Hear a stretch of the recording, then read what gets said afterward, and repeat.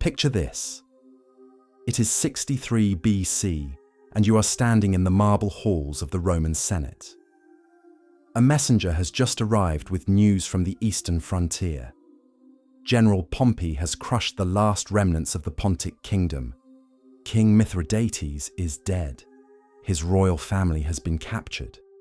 The senators around you are already discussing the triumph, the parade through Rome's streets, the spectacle that will celebrate another barbarian kingdom brought to heel. But you notice something in the messenger's report that makes your blood run cold. 3 daughters. The dead king had 3 daughters, all of royal blood, all now prisoners of war. You know what this means. You know what happens to the daughters of defeated kings when they fall into Roman hands. And you know that what awaits them is a fate that makes a quick death seem like mercy. Before diving into this forgotten chapter of Roman brutality, if you enjoy learning about the dark truths that historians prefer to leave buried, consider hitting that like button and subscribing for more content like this. And please comment below to let me know where you're watching from. I find it incredible that we're exploring these hidden stories together from different corners of the world, connected by our shared need to understand what really happened when empires clashed and civilizations fell. The Roman Empire built its reputation on military might and political genius. We celebrate their engineering marvels, their legal innovations, their cultural achievements, but there was another side to Roman power, a deliberate system of terror that historians have spent 2,000 years trying to sanitize. When Roman legions conquered a kingdom, victory meant more than just defeating armies and seizing territory. It meant completely destroying the conquered people's will to resist, and that destruction often began with the royal women. You see, in the ancient world, dynasties weren't just political structures. They were sacred bloodlines blessed by the gods, sources of legitimacy that could inspire rebellion for generations. A captive prince might be ransomed or executed, but his sister represented something far more dangerous. She could marry into another royal house, bearing children who would carry her father's claim. She could become a symbol of resistance, a living reminder that the conquered kingdom had once been free. She could inspire loyalty among survivors who might otherwise accept Roman rule. The Romans understood this threat with terrifying clarity. They had learned from experience that merely killing royal families created martyrs, and martyrs could be more dangerous than living enemies. Dead kings became legends. Dead princesses became saints. But humiliated royalty became something else entirely. They became proof that resistance was futile, that even the highest born could be reduced to nothing, that the gods themselves had abandoned those who dared to challenge Rome. This is why Roman generals developed punishments specifically designed for royal women. These weren't random acts of cruelty born from the heat of battle. They were calculated policies implemented by sophisticated commanders who understood the psychology of conquest better than any military theorists before or since. The punishments served multiple purposes, each one carefully designed to achieve maximum political impact. First, there was the practical element. Royal captives had to be neutralized as potential threats, but execution was often too simple. A quick death allowed the victim to maintain dignity. To die as a princess should die. Roman commanders needed these women to live long enough to be seen, to be displayed, to become walking advertisements for Roman power. The methods they chose ensured that the captives would survive the initial punishment but would never again be able to serve as symbols of royal dignity or resistance. Second, there was the entertainment factor. Roman armies were professional forces that spent years on campaign, far from home, enduring hardships that would break lesser men.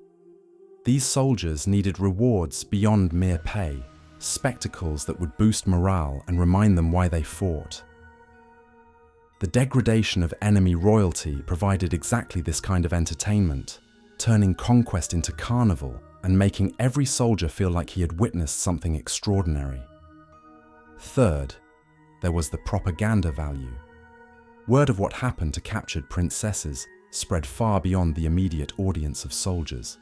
Merchants carried the stories along trade routes. Diplomats whispered them in foreign courts. Refugees fled to neighboring kingdoms with detailed accounts of Roman methods. Each telling of the story served Roman interests by demonstrating exactly what happened to those who chose resistance over submission. The specific methods Romans used against royal women were carefully selected to maximize all three purposes simultaneously. Physical torture was common but not sufficient. Psychological degradation was essential but needed to be visible. The perfect punishment combined elements that would destroy the victim's status, entertain the audience, and create lasting images that would haunt the enemies of Rome for generations to come. Animals played a crucial role in these punishments, particularly horses. The choice of horses was not accidental or arbitrary. In ancient warfare, cavalry represented the pinnacle of military might.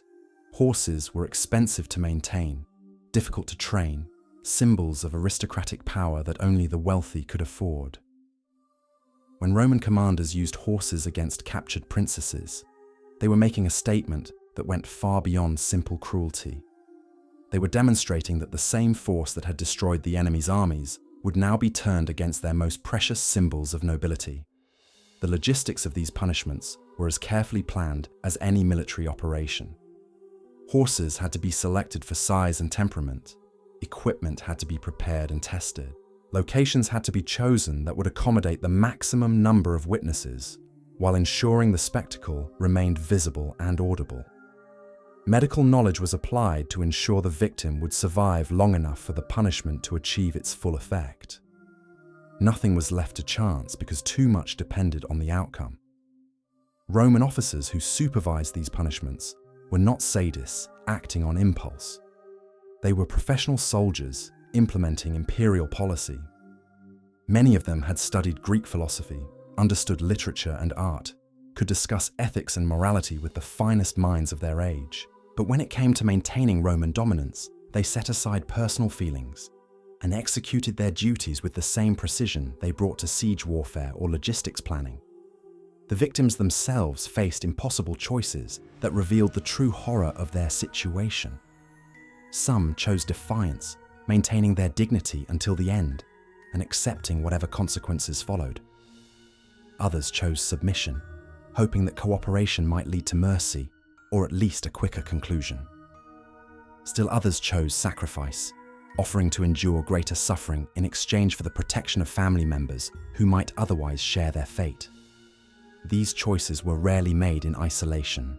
Royal families captured together had to watch as their relatives faced punishment, knowing that their own decisions might influence what happened to their loved ones. Mothers had to choose between protecting their children and maintaining their own dignity. Sisters had to decide whether to intervene when they witnessed abuse of their siblings. Daughters had to calculate whether cooperation with their captors might save their mothers from similar treatment. The psychological impact of these dilemmas often proved more devastating than the physical punishments themselves. Women who had been raised in luxury, educated by the finest tutors, prepared to rule kingdoms or marry princes, suddenly found themselves reduced to bargaining chips in games they barely understood.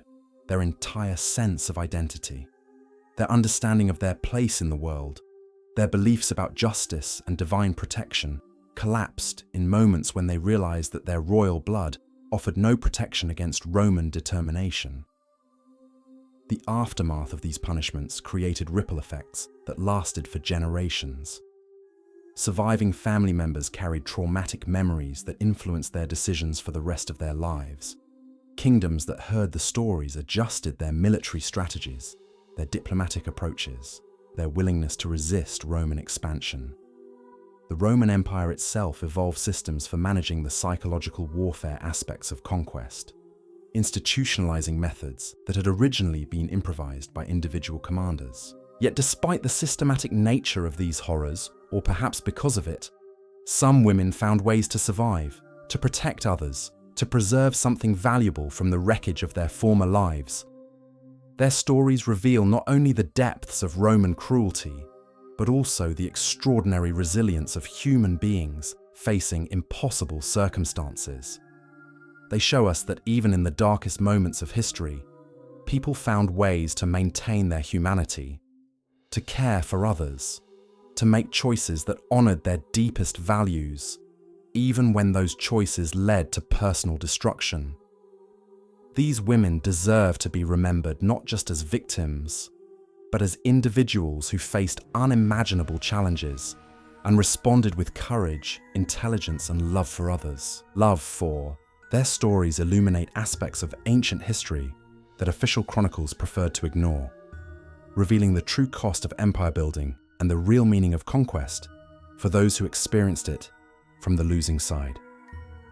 The systematic nature of these punishments becomes clear when we examine how Roman commanders prepared for them. This wasn't spontaneous violence born from battlefield rage.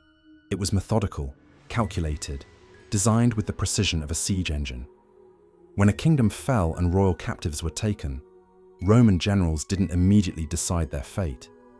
They studied the political landscape, evaluated the propaganda value, calculated the maximum impact their choices would have on future resistance movements. Take the case of a captured princess from the kingdom of Pontus. The moment she was brought into Roman custody, she became part of a larger strategic calculation. Her bloodline connected her to networks of nobility across the Eastern Mediterranean. Her suffering would send messages to dozens of potential enemies. Her degradation would demonstrate Roman power in ways that battlefield victories alone could never achieve. Every detail of what happened to her was planned to serve these broader purposes. The preparation phase often lasted weeks. Roman engineers, the same men who built siege weapons and constructed military camps, were tasked with designing apparatus that would maximize both spectacle and suffering. They approached this work with the same professional competence they brought to any engineering challenge. Measurements were taken, materials were tested, angles were calculated to ensure optimal visibility for the audience. Nothing was left to improvisation because the political stakes were too high for amateur execution. Meanwhile, the captive princess would be held in conditions designed to break her psychologically before the physical punishment began. She would be stripped of her royal garments and forced to wear rough peasant clothing or worse. Her hair, carefully maintained according to royal custom, would be cut or deliberately tangled. Her jewelry, symbols of her status and connection to the gods, would be removed and melted down in her presence. Every element of her identity as royalty would be systematically destroyed, even before the main event commenced. The Romans understood that true degradation had to be comprehensive. It wasn't enough to inflict physical pain. They needed to dismantle the victim's sense of self, to transform a princess into something unrecognizable, to create a spectacle so complete that witnesses would never again be able to imagine this person as a symbol of resistance or royal dignity. This psychological preparation often proved more effective than the physical punishment that followed. During this preparation phase, the princess would be forced to witness the treatment of other captives from her kingdom. Common soldiers might be executed quickly, but nobles faced more elaborate punishments designed to demonstrate the hierarchy of suffering that Roman justice imposed. She would watch as her father's generals were tortured for information, as her mother's ladies-in-waiting were distributed among Roman soldiers as personal property, as her younger siblings faced fates that made her own prospects seem almost merciful by comparison. The Romans were masters of psychological manipulation, and they used every tool at their disposal to break their captives before the main spectacle began. They would bring news of her kingdom's complete destruction, describing in vivid detail how her subjects had welcomed Roman rule, how the temples of her family's patron gods had been demolished, how her ancestral burial grounds had been plowed under for Roman farms. They wanted her to understand that everything she had been born to protect was already gone, that her suffering served no purpose beyond Roman entertainment. But perhaps the cruelest element of this preparation was the false hope they would occasionally offer. A Roman officer might suggest that cooperation could lead to mercy, that providing certain information might result in a quicker death, or better treatment for family members. These offers were rarely genuine, but they forced the captive to make impossible moral calculations. Should she betray military secrets that might save other kingdoms from Roman conquest? Should she provide names of resistance leaders who might still escape if they received warning? Should she reveal the locations of hidden treasures that could fund future rebellions against Roman rule? These moral dilemmas served Roman purposes even when the promises of mercy proved false. They corrupted the victim's sense of honor, forced her to participate in the destruction of her own cause, created guilt and self-doubt that would poison any attempt to maintain dignity during the ordeal to come. A princess who had been manipulated into betraying her own people could never again serve as a pure symbol of resistance, even if she somehow survived her punishment and escaped Roman custody.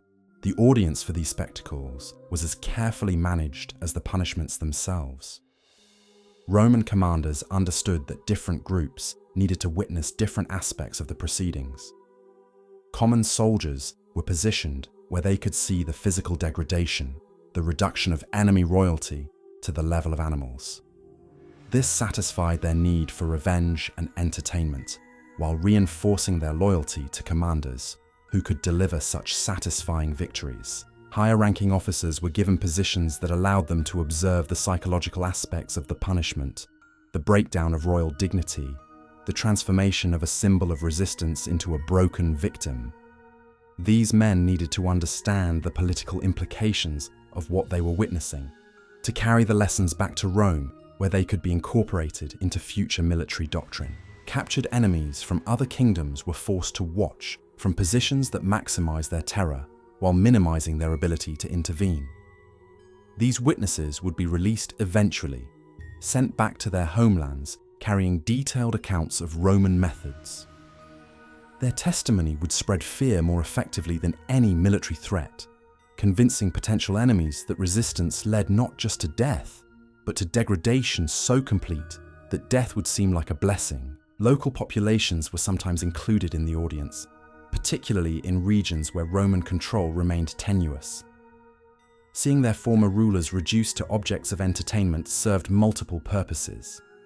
It demonstrated the futility of rebellion, destroyed any lingering loyalty to the old regime, and created a shared experience of humiliation that bound the witnesses together in complicity with Roman rule.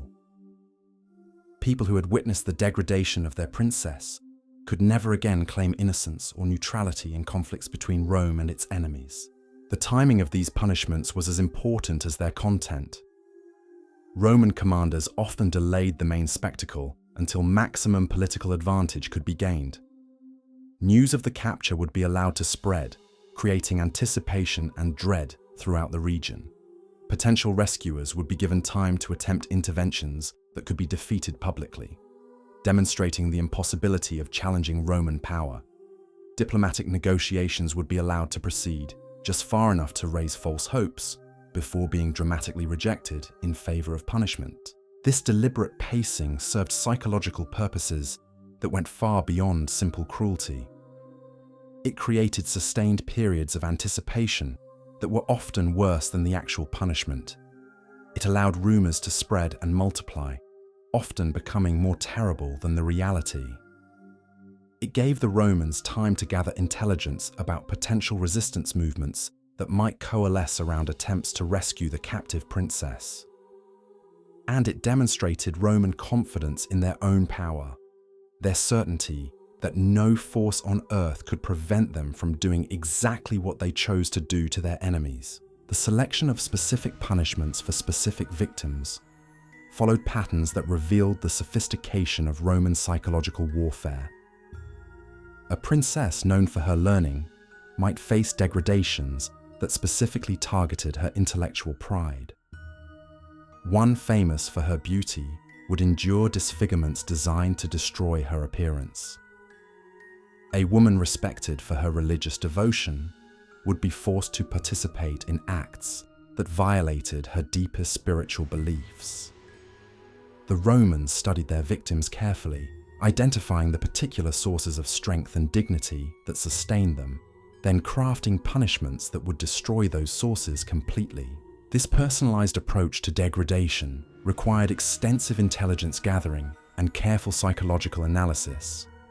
Roman officers would interview servants, question captured courtiers, study diplomatic correspondence to understand their victims' personalities, fears, and values. They approached the destruction of human dignity with the same methodical precision they brought to siege warfare, treating each captive as a unique tactical challenge that required customized solutions.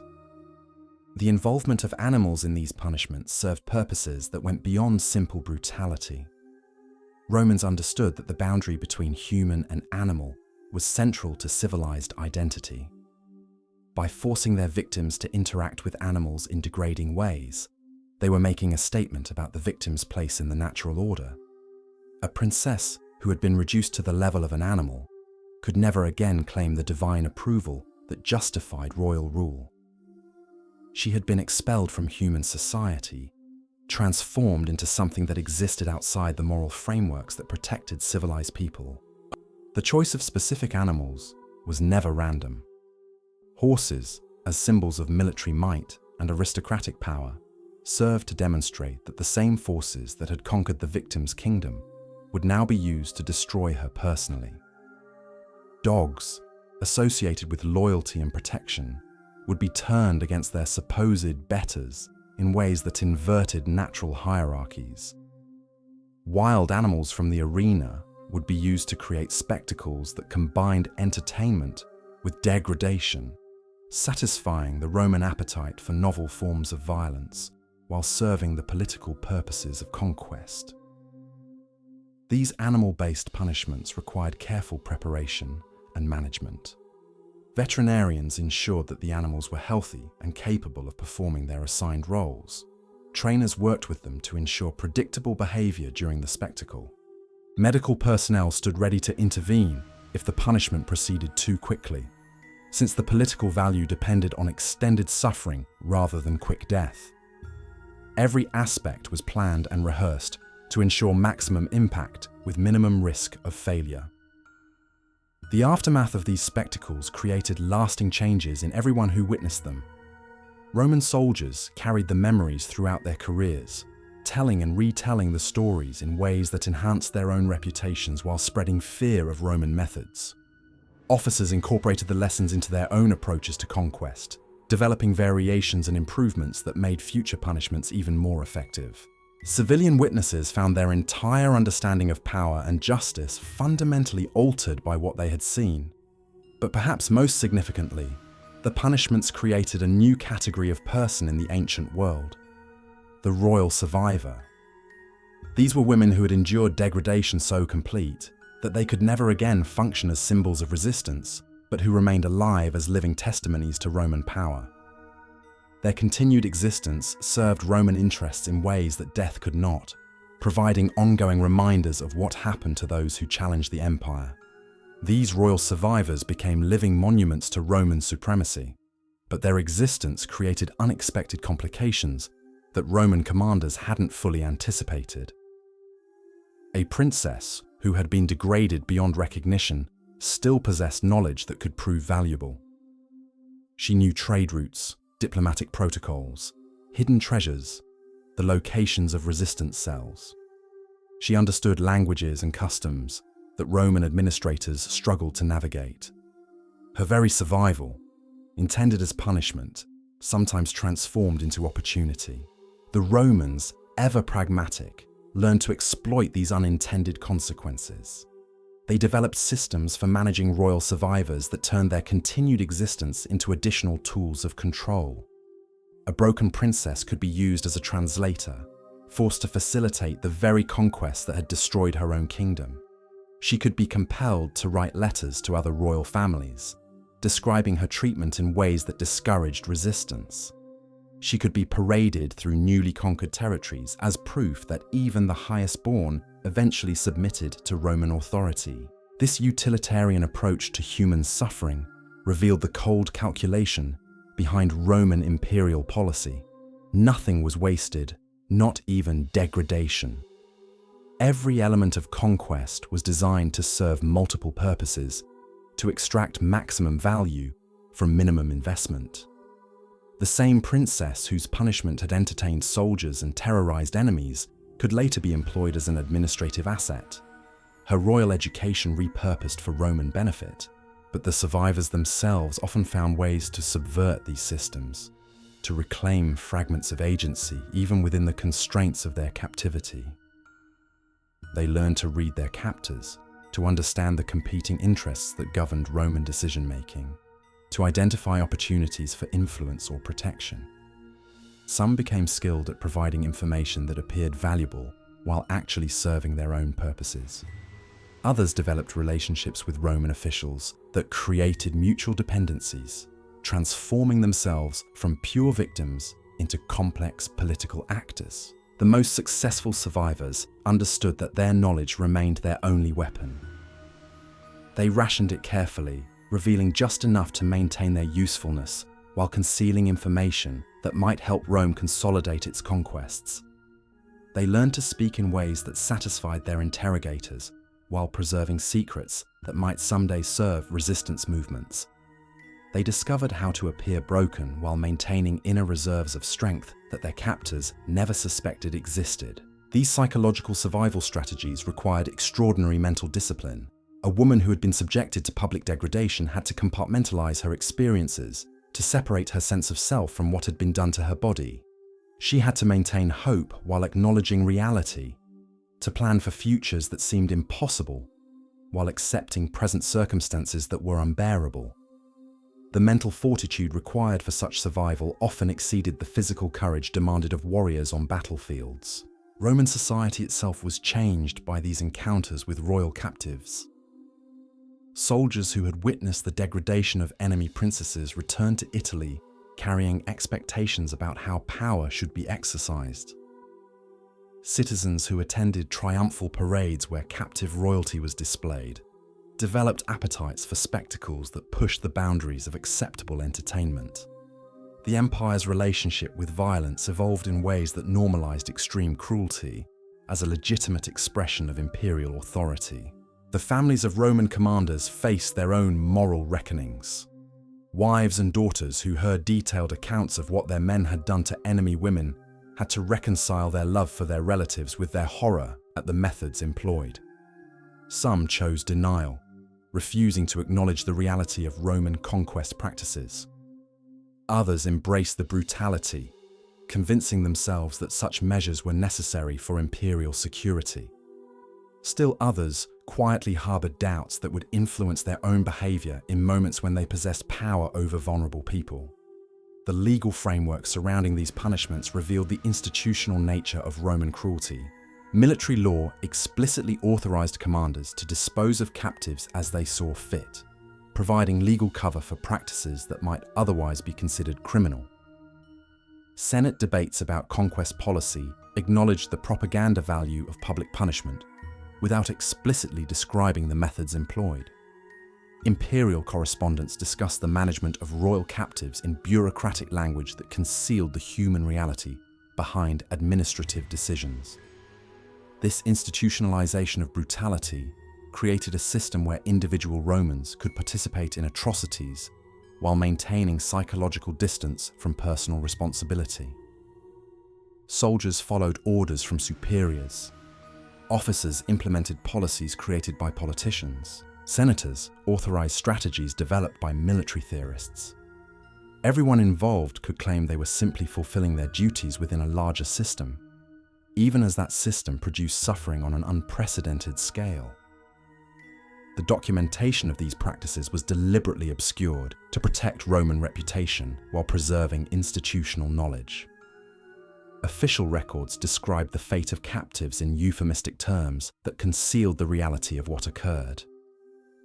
Military manuals discussed the psychological aspects of conquest without detailing specific methods. Diplomatic correspondence acknowledged the effectiveness of Roman punishment policies without describing the human cost of their implementation. But private letters, personal diaries, and unofficial accounts reveal the true scope of what transpired. Roman officers wrote to friends about spectacles they had witnessed. Soldiers described punishments in letters home that were intended to demonstrate their own courage and loyalty. Citizens recorded their reactions to triumphal displays that featured captive royalty as entertainment. These informal sources provide glimpses into a reality that official histories preferred to sanitize. The geographic spread of these practices demonstrates their systematic implementation across the empire. Similar methods were employed in Gaul, Germania, Britannia, and the eastern provinces. Local variations reflected regional customs and available resources, but the core principles remained consistent. Roman commanders shared knowledge about effective techniques, adapting successful methods to new contexts while maintaining the psychological objectives that made such punishments valuable. The timing of these punishments within broader conquest campaigns reveals their strategic importance. They typically occurred during the consolidation phase, after military victory had been achieved, but before political control was fully established. This timing maximized their propaganda value while minimizing the risk of rescue attempts or military intervention. It also allowed Roman commanders to use the threat of similar treatment as leverage in negotiations with other potential enemies. The selection of witnesses for these spectacles followed careful protocols designed to maximize their political impact. Representatives from neighboring kingdoms were often invited or compelled to attend, ensuring that news of Roman methods would spread throughout regions where resistance might otherwise develop.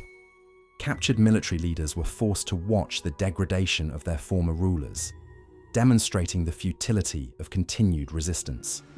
Local populations were sometimes included to break any lingering loyalty to overthrown regimes. The psychological preparation of victims involved techniques that would be refined and systematized over centuries of imperial expansion. Isolation from family members and familiar surroundings destroyed emotional support systems. Deliberate humiliation through forced participation in degrading activities broke down self-respect and dignity. False promises of mercy or improved treatment created hope that could be crushed for additional psychological impact. The manipulation of basic human needs like food, water, and shelter created physical vulnerabilities that enhanced mental breakdown. The role of Roman military medicine in these procedures reveals the calculated nature of the cruelty involved.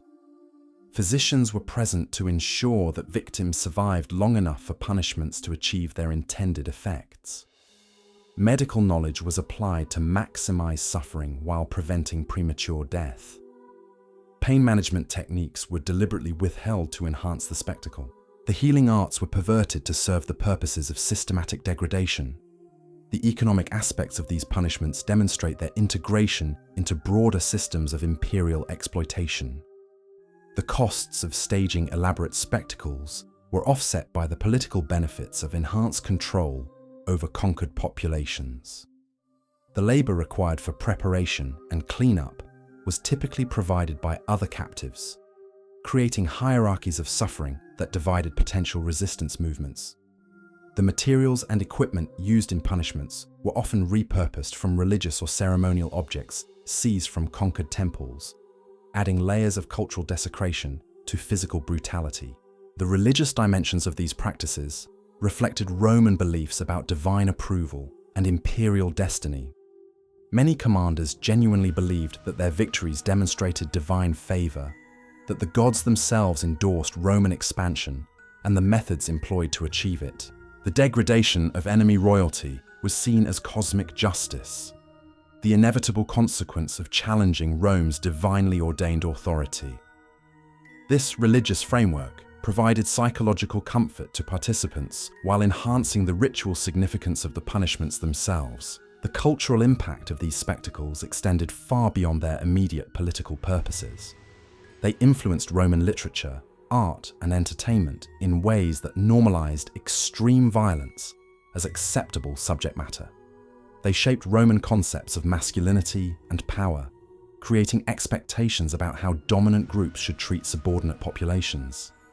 They established precedents for the treatment of internal enemies that would later be applied during civil wars and political purges within Roman society itself. The survival strategies developed by royal captives created new forms of resistance that Romans struggled to recognize or counter.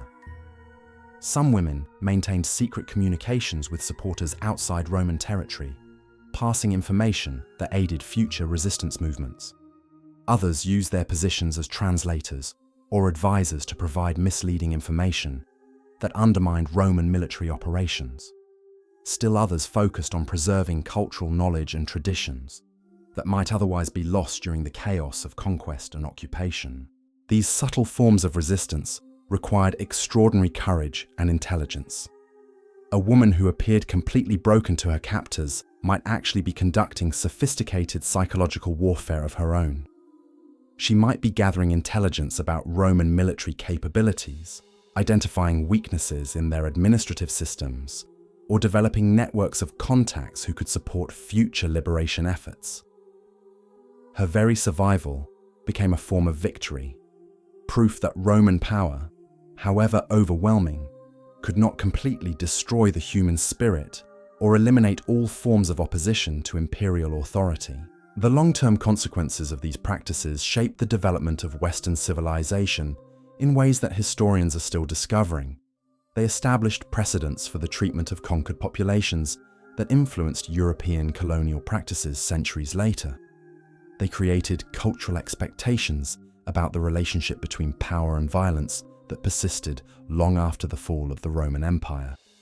They demonstrated the effectiveness of psychological warfare techniques that would be refined and employed by successive imperial powers throughout history.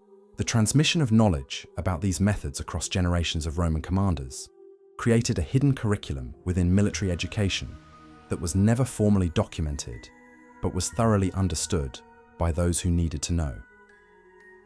Young officers learned through observation and informal mentoring how to identify which captives possessed the greatest propaganda value, how to stage spectacles that would achieve maximum psychological impact, and how to manage the complex logistics required for extended punishment campaigns. This unofficial education system ensured that Roman brutality remained consistent across different theatres of conquest while allowing for innovation and adaptation to local circumstances.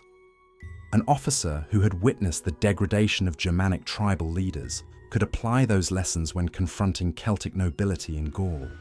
A commander experienced in breaking Eastern princesses could adapt his methods for use against African queens. The empire's capacity for systematic cruelty grew more sophisticated with each generation of military leadership. The selection criteria for victims reflected Roman understanding of symbolic power that went far beyond simple military considerations. A princess known for her wisdom posed a different kind of threat than one celebrated for her beauty or religious devotion.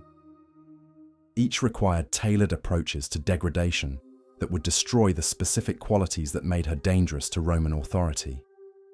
The empire developed what amounted to a science of humiliation, with specialists who could analyze captives and recommend optimal punishment strategies. The infrastructure required to support these activities demonstrates how thoroughly they were integrated into standard military operations.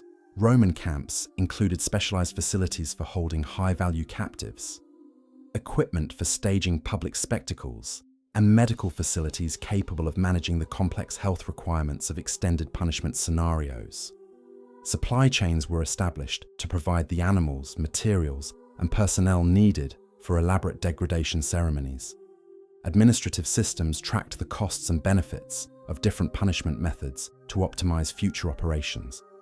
The psychological impact on Roman society itself created unintended consequences that commanders never fully anticipated.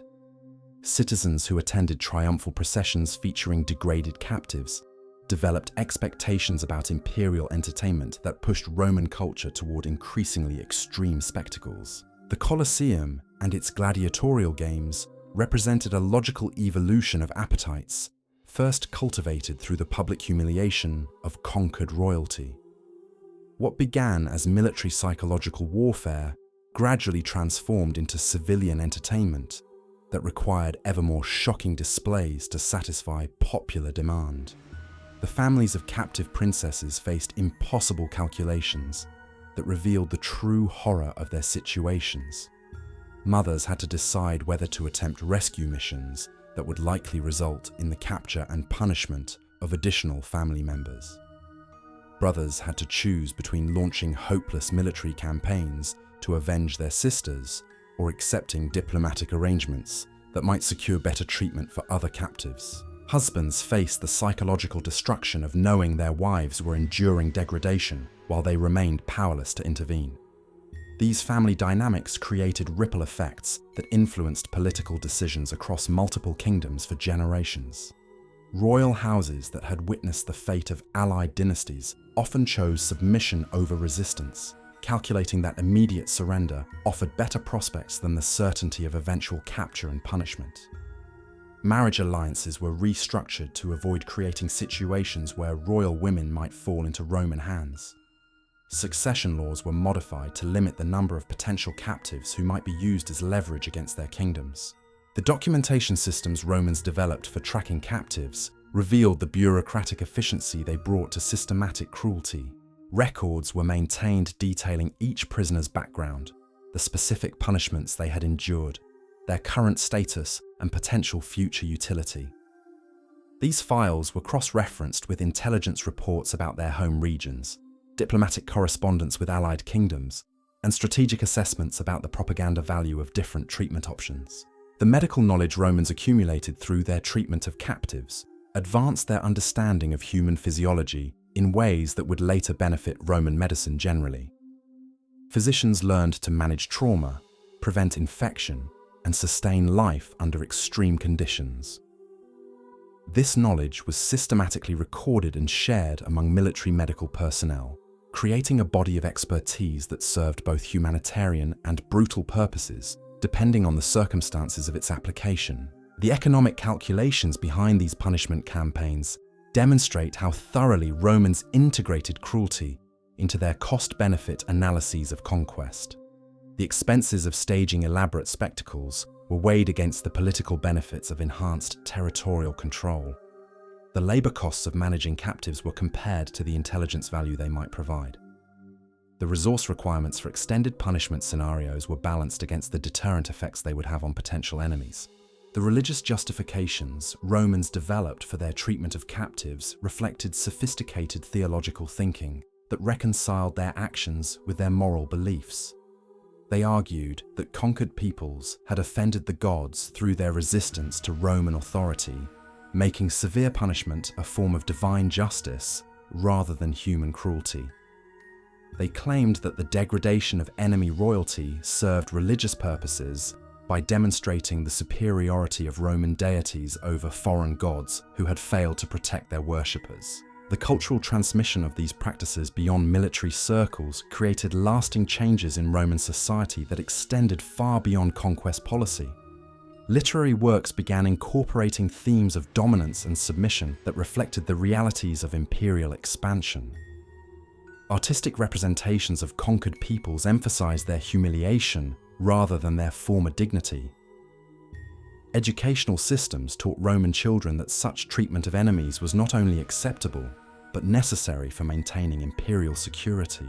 The psychological preparation required of Roman personnel who participated in these activities reveals the institutional support systems necessary to maintain such practices over extended periods. Soldiers were gradually conditioned to view certain categories of people as less than human, making their participation in degrading spectacles psychologically tolerable. Officers were trained to compartmentalize their emotions to separate their personal feelings from their professional duties. Medical personnel learned to apply their skills in service of suffering rather than healing without experiencing moral breakdown. This is the price of empire that historians prefer to forget.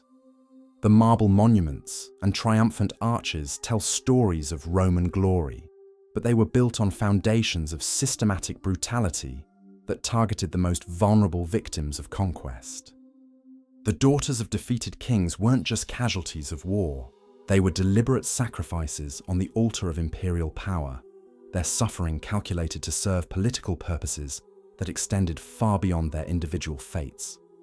When we celebrate Roman achievements today, we must remember what those achievements cost the women who paid for them with their bodies, their dignity, and their lives. Their stories remind us that every empire's glory is written in someone else's blood, and that the true measure of civilization isn't found in its monuments, but in how it treats those who fall under its power. These forgotten voices deserve to be heard, not as footnotes to imperial history, but as testimony to the human cost of conquest itself.